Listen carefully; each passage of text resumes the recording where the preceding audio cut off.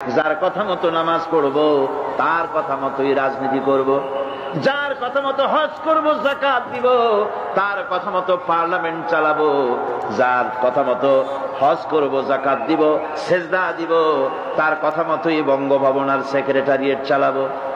যাকে মানি, যে আল্লাহরে সেজদা করি সারা জীবন, যে রসুলকে মানি আমার নেতা হিসাবে, রসুল হিসাবে, সে আল্লাহ এবং রসুলের হুকুম অনুযায়ী আমার কোর্ট কাছারি আদালত শিক্ষাঙ্গন চালাবো।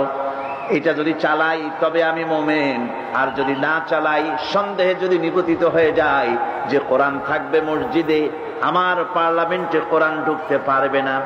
কোরআন পার্লামেন্ট শুরু হওয়ার সময় একবার তেলাওয়াত হবে, কিন্তু তা আমল করা হবে না। অনুষ্ঠানগুলি শুরু হবে কোরআন দিয়ে, কিন্তু তা আমল করা হবে না। কোরআন তেলাওয়াত করে ব্যবসা প্রতিষ্ঠান উদ্বোধন করা হচ্ছে, কিন্তু সুদের টাকা দিয়ে ব্যবসা প্রতিষ্ঠান বানানো হলো।